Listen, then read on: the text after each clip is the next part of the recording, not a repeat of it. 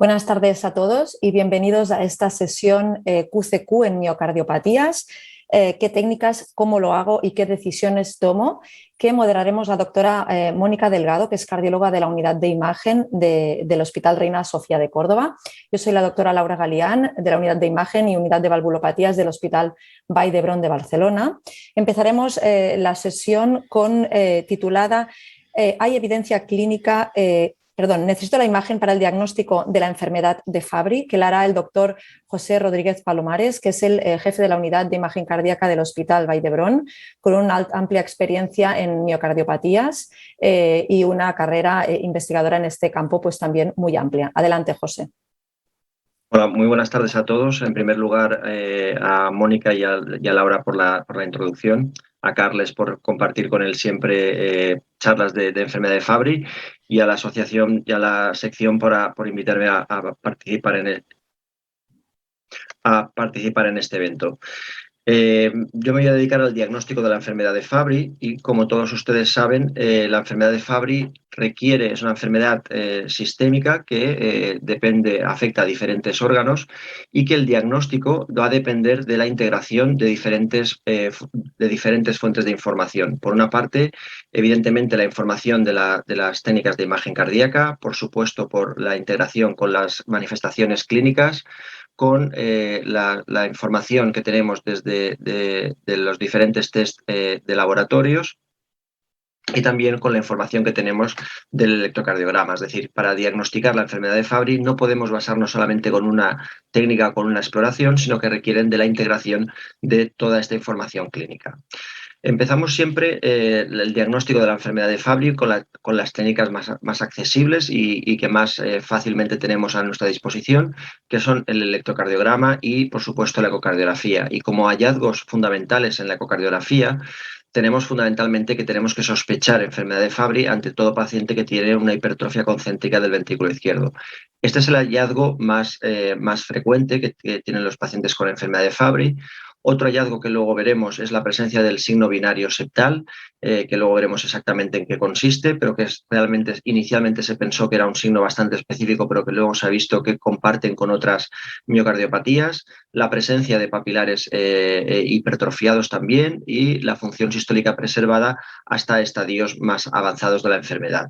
Esta hipertrofia puede afectar al ventrículo izquierdo, pero también puede afectar al ventrículo derecho y tiene la característica de que fundamentalmente es progresiva. Es decir, como es una enfermedad de depósito, esta enfermedad de depósito va depositándose a lo largo del tiempo y el grado de hipertrofia va evolucionando en función de la edad del paciente.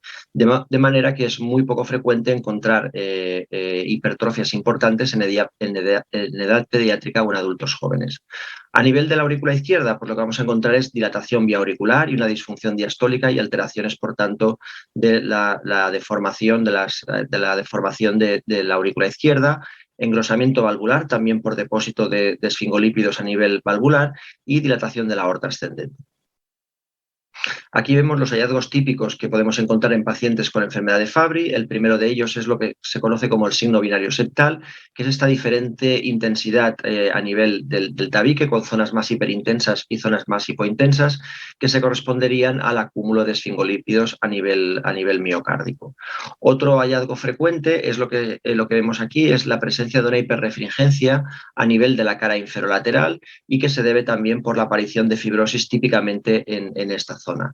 Y, como ya os decía, es muy importante también integrar la información de la ecocardiografía con la información del electrocardiograma, porque típicamente vamos a ver la hipertrofia ventricular izquierda, alteraciones de la repolarización y típicamente la presencia de un PR corto. Pero sabemos que cuando aparece hipertrofia ventricular izquierda en ecocardiografía y aparece esa hiperrefringencia a nivel inferolateral, ya estamos hablando de una afectación orgánica importante, con lo cual estamos hablando ya de estadios o de una afectación ya cardiológica manifiesta. Sin embargo, lo que tendemos a intentar es a diagnosticar la enfermedad en estadios más precoces y es en este estadio donde las técnicas de deformación por ecocardiografía, el estrés longitudinal global, ha demostrado un papel importante a la hora del diagnóstico de estos pacientes. En primer lugar, porque podemos encontrar unos patrones característicos. Como veis aquí en este ojo de buey, vemos que existe pues, esa zona más azulada a nivel nivel de la cara inferolateral que podría corresponder a la zona de fibrosis. Sabéis que hay otras miocardiopatías, por ejemplo la amiloidosis, que también tiene su patrón característico, con lo cual simplemente con el mapa de strain puede aportar información, evidentemente no es diagnóstico, pero puede ayudarnos, según el patrón, al diagnóstico también de enfermedad de Fabry.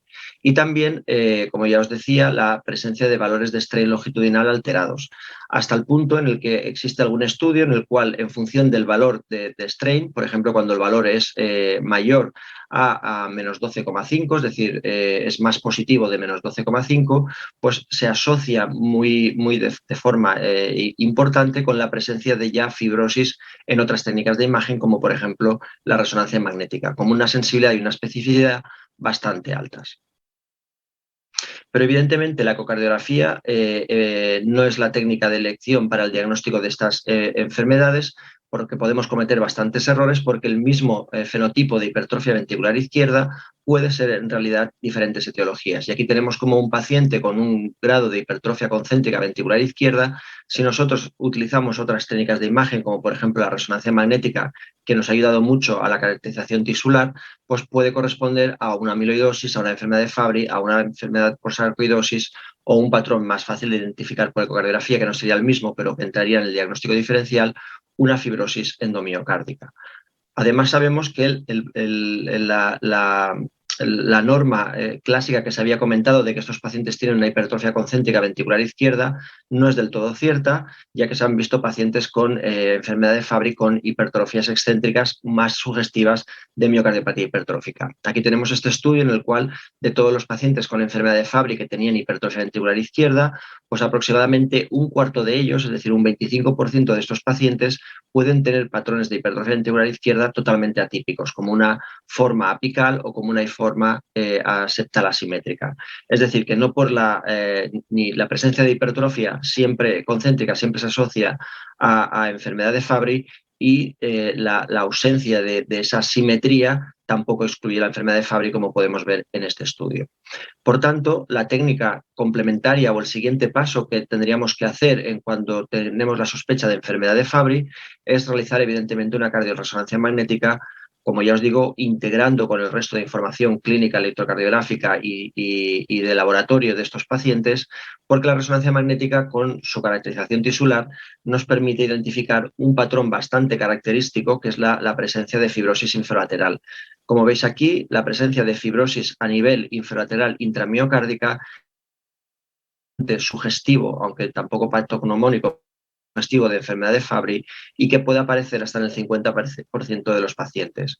La causa de esta fibrosis, pues no se sabe exactamente por qué se produce, pero se sugiere que tiene diferentes mecanismos. Por una parte, por el aumento de la tensión parietal en esta zona de aquí, por una mayor actividad inflamatoria, por la liso-GB3, que tiene actividad inflamatoria a nivel miocárdica y que podría producir esta zona de fibrosis. Pero también la resonancia magnética se está viendo que existen otros datos que pueden marcar de forma precoz la presencia de enfermedad de Fabry, y este estudio, publicado el año pasado, veía que también la presencia de un aumento de la fractalidad, es decir, de la irregularidad miocárdica, es decir, los fractales se utilizaban mucho a nivel del diagnóstico de miocardiopatía no compactada, también puede estar presente en enfermedad de Fabry.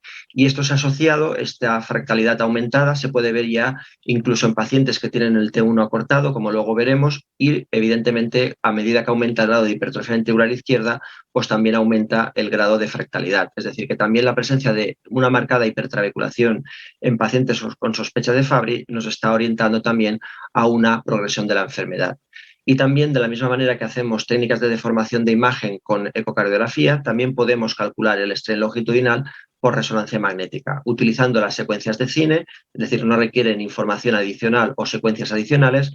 Podemos identificar la presencia de alteraciones de la deformación. Y como vemos, estas alteraciones de la deformación miocárdica del strain se asocian a un incremento de la hipertrofia, es decir, cuanto más hipertrofia, más alteración del strain tenemos, y también se asocia con un T1, es decir, cuanto más acortado está el T1, es decir, cuanto más infiltración, mayor grado de alteración de la deformación miocárdica.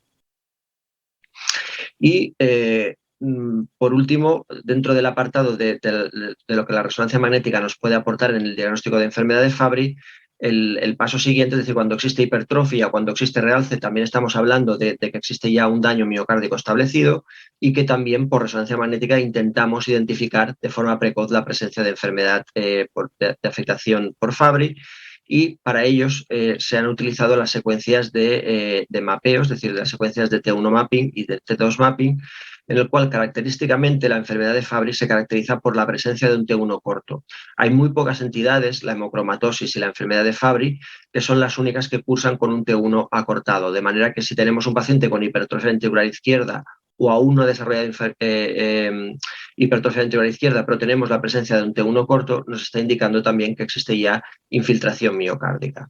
Y el T1 mapping es tan fácil como creamos un array en las secuencias que hemos obtenido de T1 mapping, las secuencias paramétricas, y nos da directamente la curva de T1 y nos da el valor de esa zona, y sabemos que valores por debajo de la normalidad, que en un caso de una resonancia estándar de 1,5 teslas podrían estar alrededor de los 950 milisegundos, pues un valor disminuido nos estaría orientando hacia la sospecha de enfermedad de Fabry. Aquí tenemos un caso, un ejemplo en el cual un paciente con ligera hipertrofia ventricular izquierda, una variante de significado incierto, no tenemos todavía el patrón de resonancia magnética de realce tardío, hacemos las secuencias de T1 mapping y lo que vemos es que existe una zona verde que nos está indicando una zona de T1 acortado a nivel septal, una zona de T1 más aumentado a nivel lateral, que podría ser zona de fibrosis, con lo cual la presencia de un T1 corto nos orientaba a que este paciente tenía una enfermedad de Fabry y poder empezar el tratamiento en este caso. Pero además, como os decía anteriormente, la enfermedad de Fabry no solamente se caracteriza por el depósito a nivel lisosomal de esfingolípidos, sino que también la liso-Gb3, es decir, el material que se deposita, también tiene un efecto inflamatorio a nivel miocárdico, y lo que se ha visto es que esta inflamación se puede diagnosticar o se puede identificar con secuencias de T2 mapping, donde vemos exactamente un incremento de la señal, y es la única miocardiopatía o de las pocas miocardiopatías que pueden tener un aumento de la señal T2 sugestivo de inflamación miocárdica, y que es esta inflamación la que se ha relacionado con la presencia posterior, el desarrollo posterior de fibrosis miocárdica. La podemos José, un identificar minuto. con secuencias de T2 y la podemos identificar también con PET, en el cual vemos que la presencia de un incremento del metabolismo de fluorodesoxirribosa en esta zona pues se relaciona con zonas de T1 aumentado y incluso antes del desarrollo de fibrosis miocárdica, de realce tardío. Y también, finalmente, también estos pacientes del diagnóstico lo podemos ayudar la resonancia magnética nos puede ayudar porque estos pacientes también tienen disfunción microvascular en secuencias de estrés, y a mayor hipertrofia ventricular, mayor disfunción microvascular. Por tanto, para el diagnóstico de enfermedad de Fabry debe estar presente en el diagnóstico diferencial de todos los casos de hipertrofia ventricular izquierda. Sobre todo se asocian alteraciones electrocardiográficas y bioquímicas sugestivas. Las secuencias de T1 mapping permiten el diagnóstico en estadios precoces, incluso en la fase prehipertrofia. El T2 se asocia a actividad inflamatoria. Otras alteraciones, como la presencia de un fractal aumentado, alteraciones del strain o la disfunción microvascular, son marcadores precoces de la enfermedad. Las secuencias de T1 mapping requieren validación interna porque el valor depende del equipo con el que lo hacemos, y todavía falta evidencia que nos diga si podemos empezar el tratamiento solamente con la presencia de un T1 corto. He dicho siempre en la presentación, no solamente vale las técnicas de imagen, sino que hay que integrar toda la información clínica, genética, bioquímica y electrocardiográfica para el diagnóstico de enfermedad de Fabry. Muchas gracias.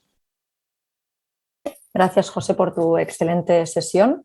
A continuación hablará el doctor Carlas Díaz, que es cardiólogo experto en insuficiencia cardíaca avanzada y cardiopatías familiares del Hospital Universitari Bellvitge de Barcelona. Hablará sobre si hay evidencia clínica que obliga a un seguimiento por imagen de mi paciente con enfermedad de Fabry. Adelante, Carlas.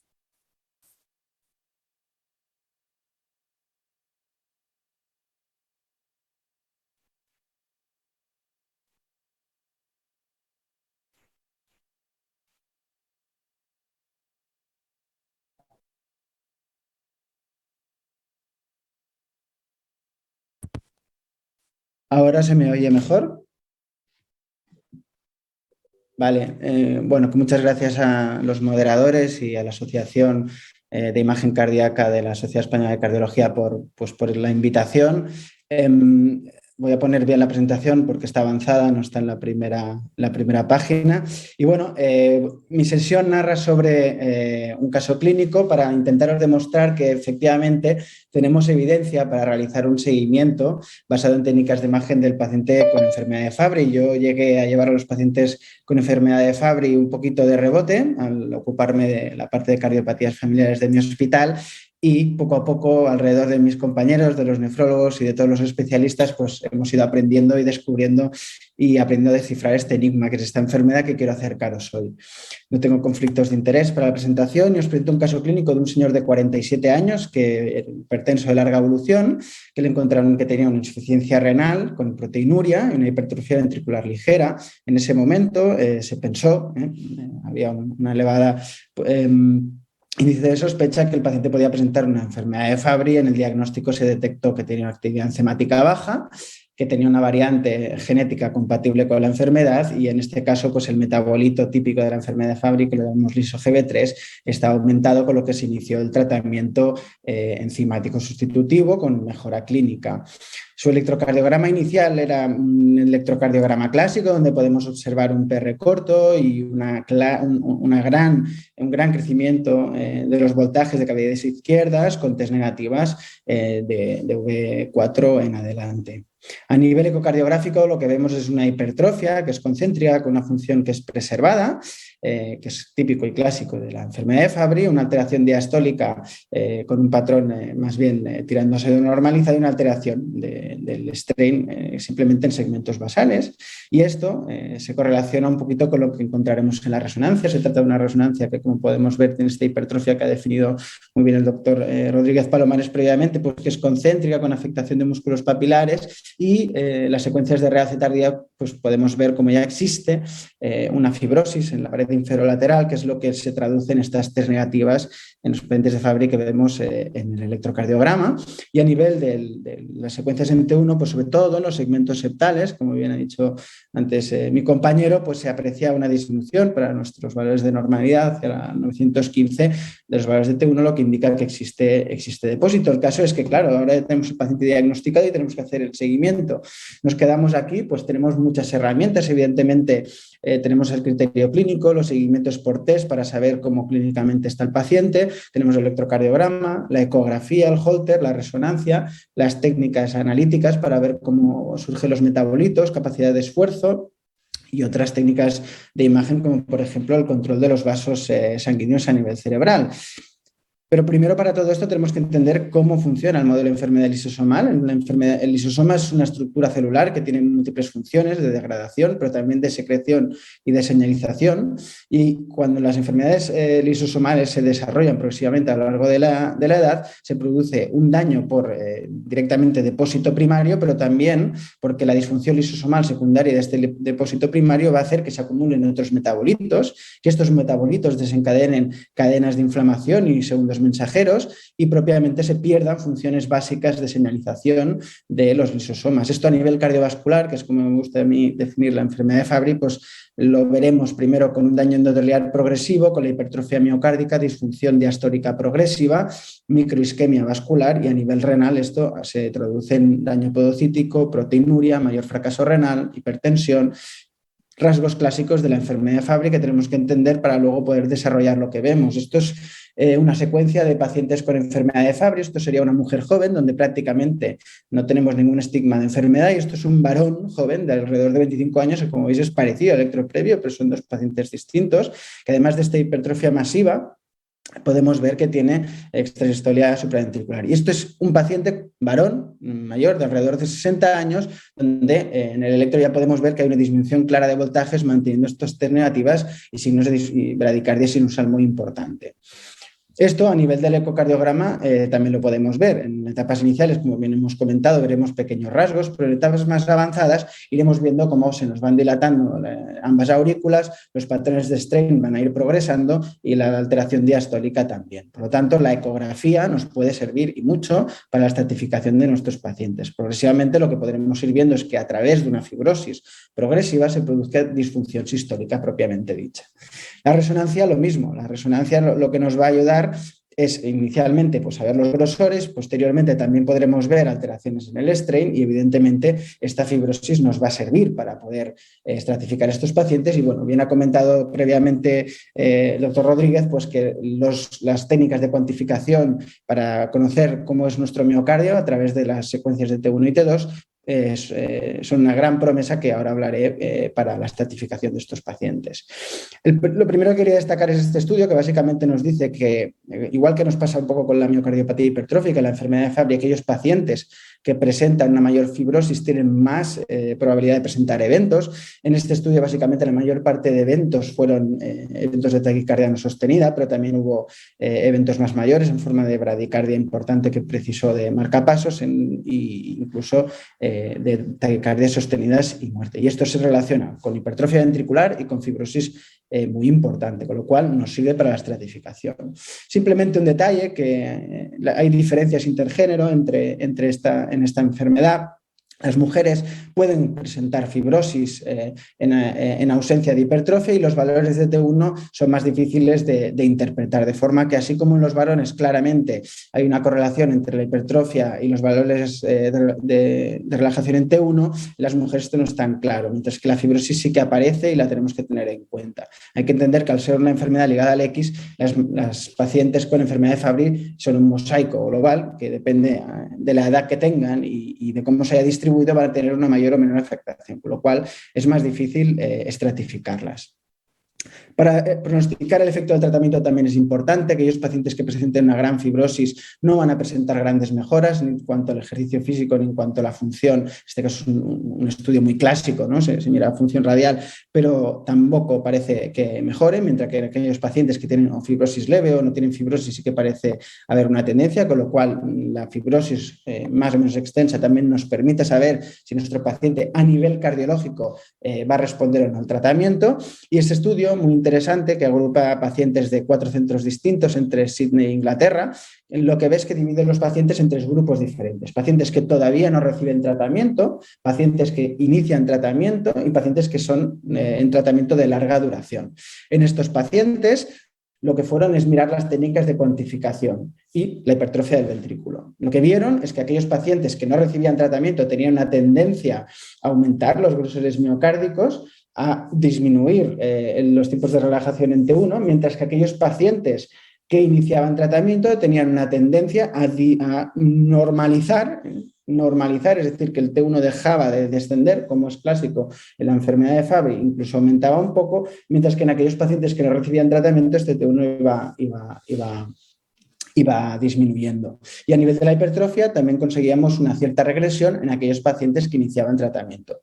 Por otra parte, en aquellos pacientes que llevaban muchos años ya en tratamiento con la enfermedad de Fabry, con una media de 5 años de tratamiento, lo que sí que vimos es que en estos pacientes era más difícil hacer cambios a nivel del T1, son pacientes que tienen más fibrosis intrínseca, son pacientes que tienen una fase más inflamatoria de la enfermedad y que por tanto lo que sí que vemos es que este T2 aumentado seguía aumentando a pesar del tratamiento a lo largo del seguimiento, con lo cual lo que vamos viendo es que la enfermedad de Fabry se nos sitúa en diferentes espectros, es un espectro de mayor depósito, un espectro de fibrosis progresiva y inflamación y posteriormente disfunción. ¿Cómo evoluciona nuestro caso clínico? Pues, como os decía, por ejemplo, tenemos este electrocardiograma con esta bradicardia sinusal y extrasistolia ventricular frecuente, que cuando lo vemos a nivel de la ecografía, pues ya tenemos mayor alteración diastólica, una fibrosis cada vez más importante, incluso aparecen regiones más hipoquinécticas, que también se puede ver en la pared más anterolateral del paciente, y esta alteración del strain. A nivel de la resonancia magnética, lo que podemos ver es que típicamente estos pacientes van a ir presentando una fibrosis que va a venir desde este segmento más inferior basal hacia segmentos más apicales hasta poder englobar incluso todo el miocardio, como veis en esta imagen. En estos pacientes hay que pensar en la prevención primaria por su elevado riesgo de arritmias. No sabemos si claramente es efectiva o no, porque las series son muy cortas, pero sí que podemos saber que estos pacientes tienen más riesgo de presentar arritmias, con lo cual es importante tenerlo en cuenta. Así que resumiendo, este sería un pequeño esquema de cómo evoluciona la enfermedad de Fabry en función de la edad desde el diagnóstico, de forma que inicialmente podremos ver este PR corto característico con esta hipertrofia ventricular masiva, a pesar de no haber una gran hipertrofia y esta reducción de los tiempos de relajación en T1, con esta alteración diastólica inicial pequeña que progresivamente va a ir progresando, presentando más fibrosis en los segmentos más inferiores basales, con engrosamiento del aparato valvular, con una pseudonormalización de los tiempos de relajación en T2, en T1. Aquí tendríamos el tiempo de relajación en T2 y esto clínicamente lo podemos ver con la presencia de mayores arritmias, ensanchamiento del QRS, pérdida de voltajes, presencia de taquicardias, disfunción sistólica y diastólica y insuficiencia cardíaca.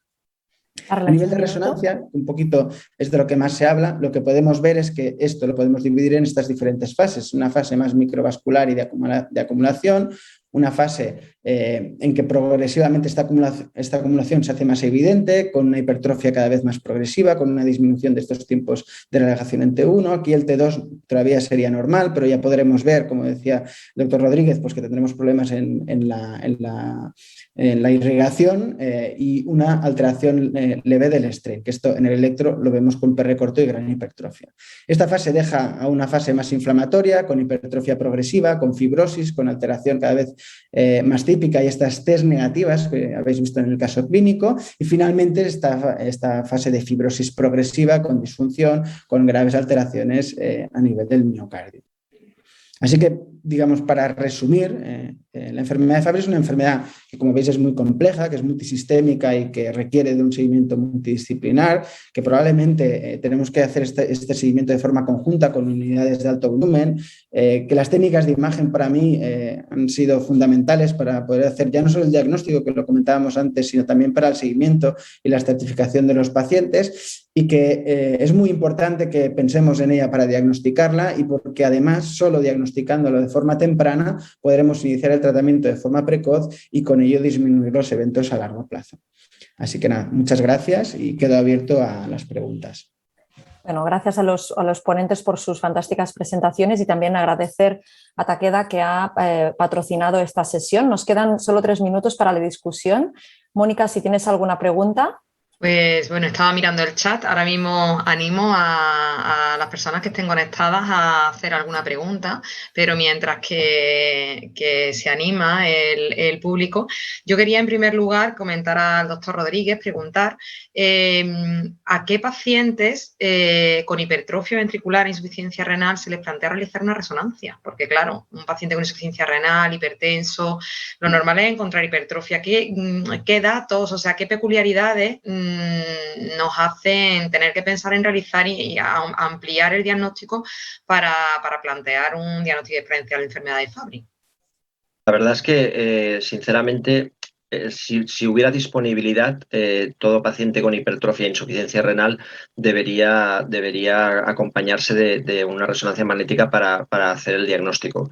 De hecho, en teoría debería sospecharse en todos aquellos pacientes, porque claro, la insuficiencia renal, si no va acompañado de una hipertensión o otro estímulo que predisponga a la hipertrofia ventricular izquierda, es cuando realmente habría que sospecharlo, es decir, aquellos pacientes que no tienen una causa que lo justificara, es decir, que si realmente existe una causa secundaria que lo justificara, las recomendaciones que se publicaron, yo creo que hace un par de años más o menos, ya establecen que en todo aquel paciente que tiene una hipertrofia ventricular izquierda concéntrica en la cual no existe una causa secundaria, ya te orientarían ahí a plantear la realización de test serológicos, es decir, la determinación de la alfa-galactosidasa para justamente descartar la enfermedad de Fabry. Aquí pueden jugar los dos papeles, es decir, o te basas a marcadores biológicos, serológicos, o te basas también a la resonancia magnética. Es una exploración que cada vez se realiza más y que se debería tener en consideración. Es decir, yo creo que no puedes establecer un grado de hipertrofia determinado porque puedes estar ante una situación de una hipertrofia todavía no muy severa. Es decir, que en teoría siempre que tienes insuficiencia renal y un paciente con hipertrofia ventricular izquierda, que no se justifique por por una sobrecarga deberías de descartar enfermedad de Fabry.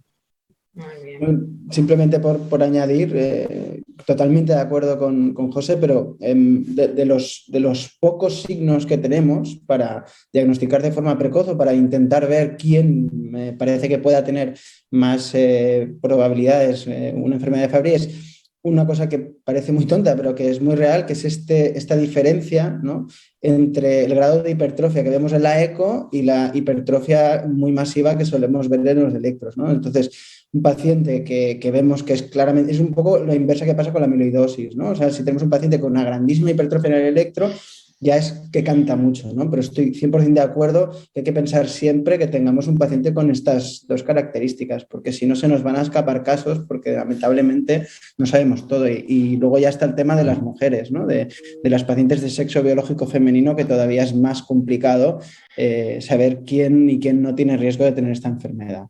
Muy bien. Sí, finalizamos ya la sesión. Muchas gracias a todos.